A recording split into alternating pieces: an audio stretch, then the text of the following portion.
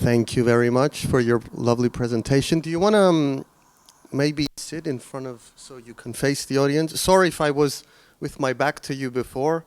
We just mentioned it. It's about, where the camera is and how the people on the screen can see me as well. So if we get all the speakers kind of, well, we can't get them on the screen, but they can hear us. So there is one of them. Do we have questions for the speakers for these three amazing presentations, I have to say? Any questions from the audience? You have a question? Great.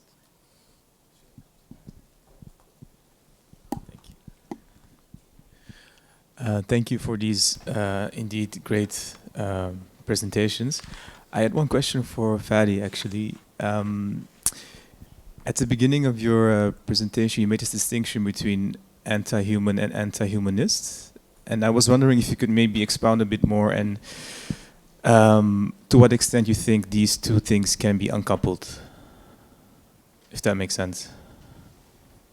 Yes, by all means. I mean, obviously, this probably requires more elaboration, maybe a separate intervention on its own. But the idea was to start from this idea of the failure of the humanist project. And I'm using the word humanist in terms of not human, because human life is still dear, and we all talk about the post-human, we all talk about cyborgs and even post-cyborgs, but these are all, I would say, related to, I wouldn't want to generalize and say related to a European project, but it's related to a more Western understanding. So I wanted to stay with the human, with human life, and away from humanism, because a humanist is more, again, the ideological project, the project that everybody's equal, but we all know that not everyone is equal.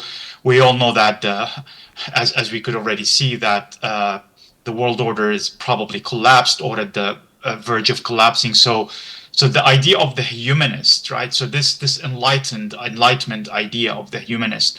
Again, I'm trying not to go too much into the theory of it right now, but just to explain the general gist of the idea.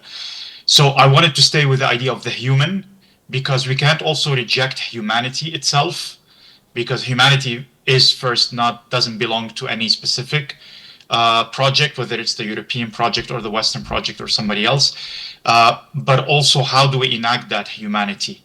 So we have to enact it with vocabulary that's different from the humanist projects, which is, again, the European project that promised universal equality. I think that idea of the universality of the equality, again, it's just what it is. It's an ideal which obviously collapsed a long time ago, but maybe now we're seeing it collapse at a much bigger, intense scale, right? So I hope this is clear, because maybe my co-panelists have something else to say about this, but for me, the core idea is to depart with the humanist project, but not with humans and humanity itself.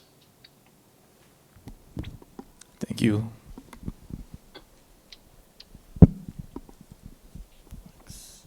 Thank you. Any other questions?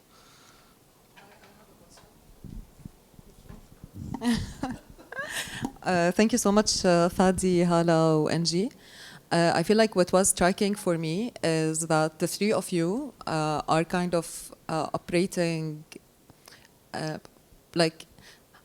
my question is, how much of this, I don't know how to frame it, but the three of you are producing knowledge. Like, for me, it was mostly striking in the case of Hala, for instance. Hala, I've been following you, and you've been so actively engaged in producing all of these maps and drawings. And I'm just thinking, how much do you feel you can attend in this work? Do you feel like it's a responsibility to produce work at this moment, to exhibit, more than to dwell, or do you also dwell on how you feel?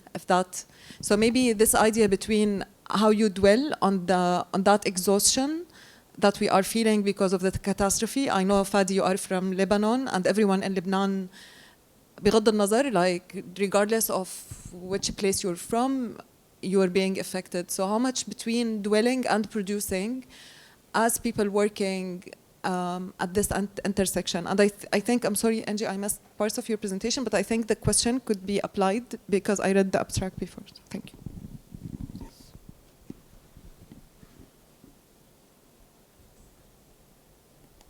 Maybe I can jump in first. Thank you, Aya. Thank you for your question. And actually, it's I think it's very important to bring the concept of a dwelling as well here, because I think the dwelling and the producing are overlapping somehow, because for me actually, because I aim to somehow to exhibit what I'm producing and the knowledge of the kind of knowledge that I'm producing, and I still like somehow while producing it feel it somehow needs something else. Need participation and need also to eat the distance between me and between also the people who were immersed and within the experience itself. I mean, for example, if I'm talking about the genocide, if I'm talking about mourning, about absence, about missing, so I wanted really, as I'm like away from Gaza and I am a witness from the outside. It does make sense also to engage the people who and like eat the distance between you and the people who were immersed within this experience. So while I was thinking about exhibiting what I'm producing, I went for developing my curation and exhibiting skills. So I was thinking about exhibition as a way of as a method of knowledge production as well. So I'm while presenting, for example, about the map or anything else that I was working with, I go to interactive exhibition where the people also can share their knowledge and we work together in producing knowledge together. So I think it's not separate. And recently, actually, I got engaged with a program. It's called DAS program, DAS Sharjah and Cairo. It is €1 program, and I was in this program aiming to develop a way to reflect on myself while working on this. Because while working on these maps and while working with presenting and working on producing this knowledge, I have been always like stitching to others' pain, thinking of the missing, thinking of the absence, but I have never got the time to think about myself. What also, if I wanted to say a name for it, I can say what is the amputation or the cutting that is taking place also in myself, in the self. During this process, because it's relieving, but at the same time, it's very exhausting process of pressure and mentally and emotionally. So when we are thinking about the dwelling, it's important also to think about the researcher himself, how he deal with it and how he also recover among all those process. So I started now digging in how I need to take this break and think about myself really and reflect to all what I have doing, to all what I have been doing. But at the end, I would say that they are overlapping, the production, the exhibition, and also the dwelling, because we learn from each other at the end. So yeah, maybe this can give an answer to. And let's hear from Fadi and other my colleagues as well. So I'll just add just a little bit to what Hala said, and hopefully allow NG also some time to reflect. To me, again, there's a lot to say here, but to me, I think one thing that intersects among what I've also heard my colleagues today is, so for example, I was in Lebanon at some point, and I was already involved in whenever these war and violence situations happen, we would be involved on the ground, but feeling so helpless when I'm away.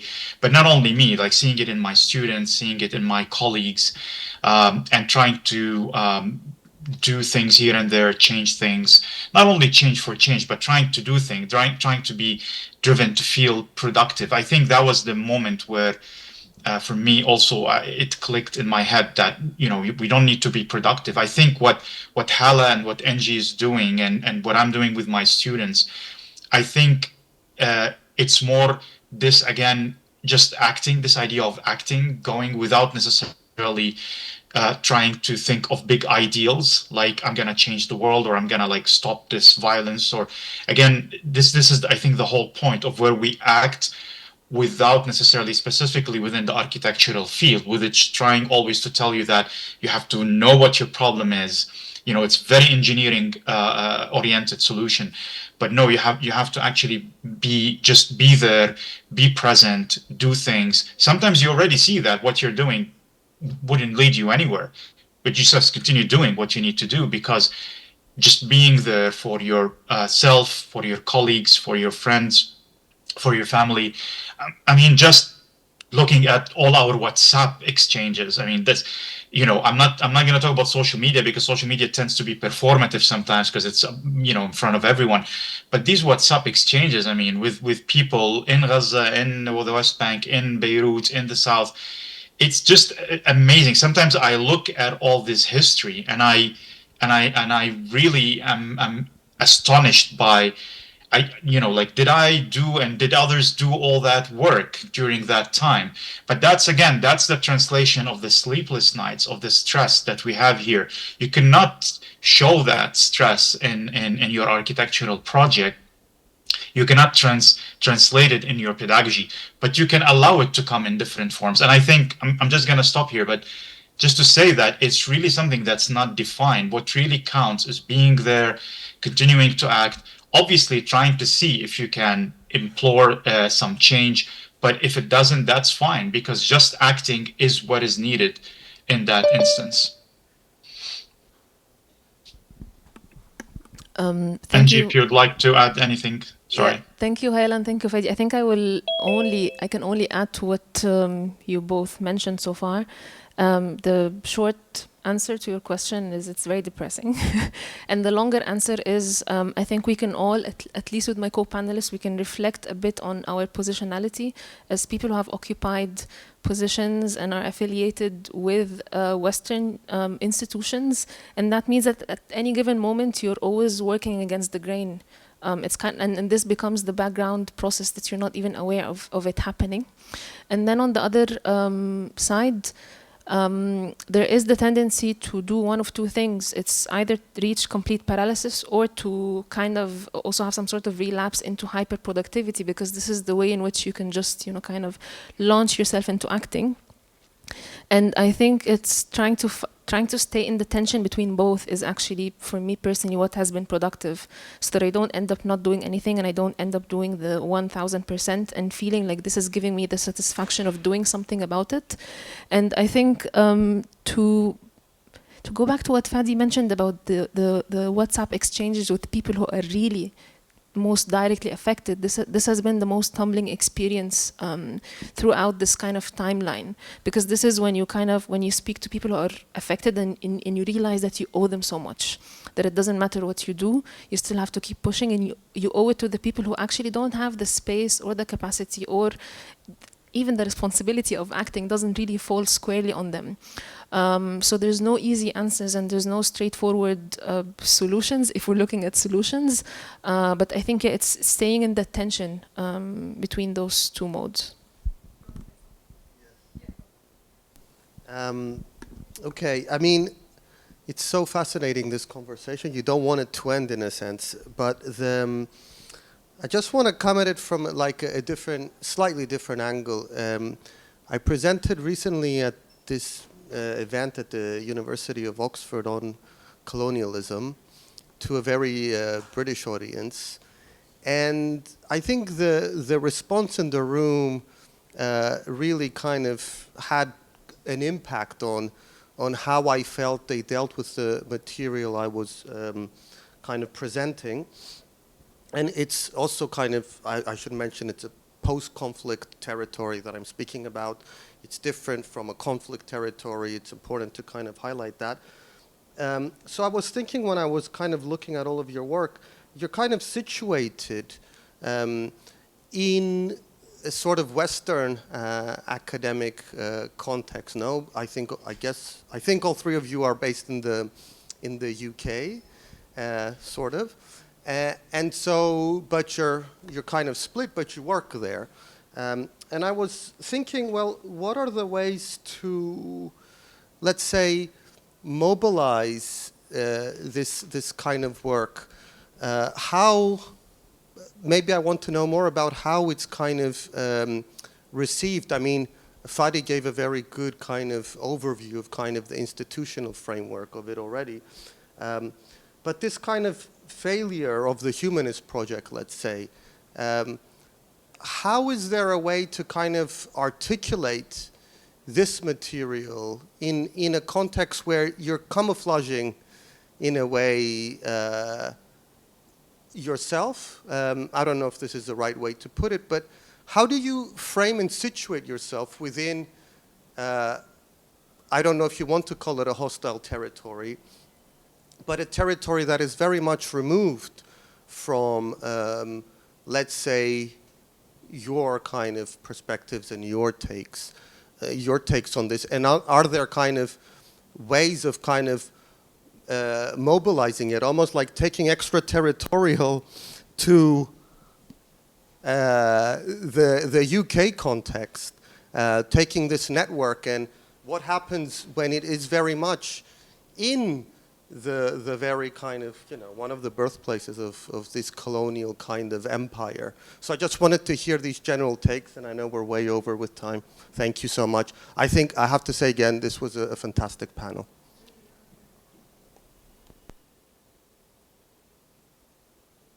Thank you, George. Do you have a minute to reflect on this, or are we done with the panel? Yes, I wanted to hear your quick reflections. If we can make. Yeah, I'll do a quick reflection in case my colleagues want to add something.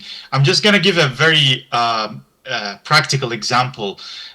So, for example, first, I don't consider myself an activist, so I'm not very much pro, like. I don't like to do big gestures. I respect my fellow activists, but I'm not that person. I try to work silently within the existing system with colleagues who are already trying to do that. So at the university where I am, at University of Salford, which is, I would say it's a very, they really work hard on being inclusive, on being understanding, on and I think they do a really good job most of the time. The question is not the people themselves, because you have a lot of people who are kind, who are empathetic from all sorts of walks of life. But the problem is the system itself. So, for example, every time we had to talk about Gaza or later about Lebanon, but mainly Gaza in the first year of the genocide, we had always like an instruction to always balance it by saying, oh, talk about, say, Gaza and Ukraine, or say something like to all the countries who are witnessing violence. So there's this kind of diluting, kind of dumbing down of the whole thing. But anyway, and this is what we had to negotiate. We had to, you could say, I want to just talk about Gaza, but then you won't get anywhere, or you will get, I don't know, thrown out of the committee. But then the actual effort was to try to work through these translations where you don't lose your meaning, but at the same time, you do not also comply with the system. Because the moment you comply with the system, you're not anymore operating within a fugitive space. You're now part of the system. I'll give you another quick example. As much as they sent out, a few emails and tried to care for people from the Middle East who were affected by these horrible events, the only time where they would respond more is when something local happens, like the attack on the Jewish synagogue in Salford, or the attack or some kind of xenophobic, anti-Muslim speech happening in some rally. So they would respond to these, right? It's not about Jewish or Muslim, but the fact is that they respond to these, but they really respond to a more local scale. And it made me think at some point that despite the fact that we put everything under this big guise of colonialism, but when you break it down, you would see that you have different kinds of institutions. You might have institutions at the top of the food chain who represent that colonial mentality, but you might have other institutions who practically operate very locally, while in your head you're expecting them to operate in a different manner. I'm not justifying anything. I'm just saying that there's all these different scales and different complexities of how do you position yourself within all these once you understand it. And then you would see that, well, people on the one hand are very empathetic, but the system itself is not. And then you and the people, whether they are English or Global South citizens or anyone else, it doesn't matter. Like, the system always comes back at you. Anyway, again, this is a longer discussion, but hopefully this opens up some points for discussion too with my colleagues. Thank you, Fadi, and thank you, George, also for this question. And maybe I can here also jump and what I want to say maybe is that what has already happened in Gaza actually has forced everyone to question their position in relation to it. So we are speaking about an extremely harsh and overwhelming experience, one that leaves a person in a state of shock, asking themselves, where do I stand in speaking about this? So this is my first point. The second point is, when I try also to speak about this experience within a colonial environment or in colonial territory, as you described it, especially in an academic or institutional setting, I'm not speaking from a distance. I am already like part of the experience. I speak from a position of situated knowledge, not from abstraction or detachment. So, as is often expected in a dominant modes of discourse. So, this actually creates a constant tension. You are always trying to navigate, to push through, and to overcome. And at times, you fail just to be able to continue. But in reality, your position does something else. It exposes the failure of that system itself. It reveals how inadequate, how limited, and how also incapable this existing colonial framework is when like confronted with a lived experience.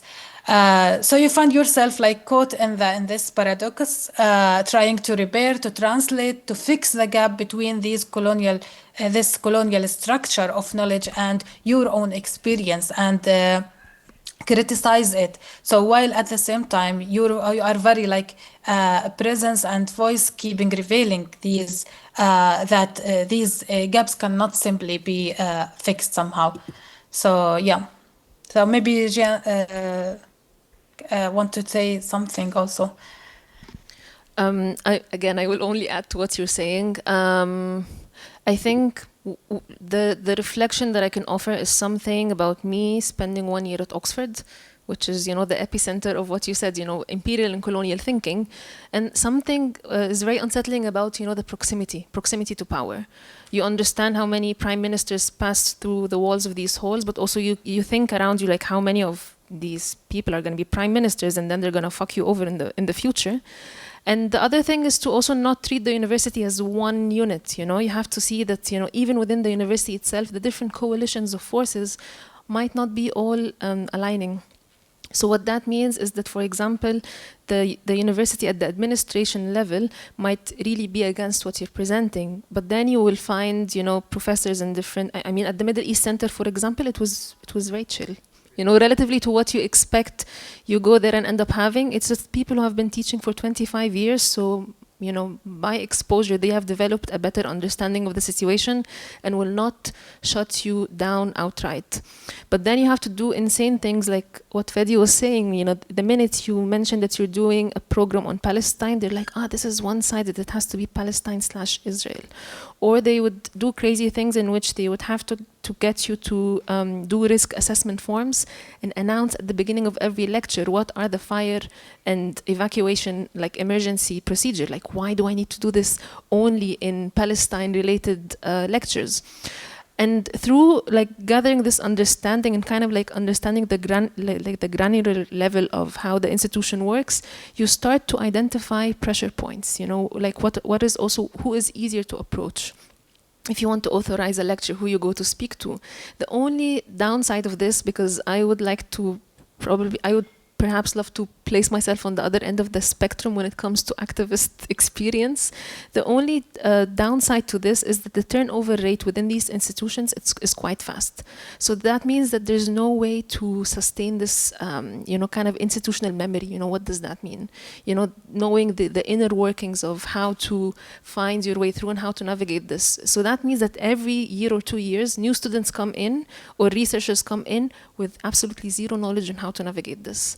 So this is really the downside of it, but it's something that we again constantly have to negotiate in the same way that Hala said. Great. Thank you so much. I mean, there's a lot more to discuss, but I think we now need to go to the lunch break. Thank you for your fantastic presentations, and we will continue with the next sessions after the lunch break. Thank you. Thank you, everyone.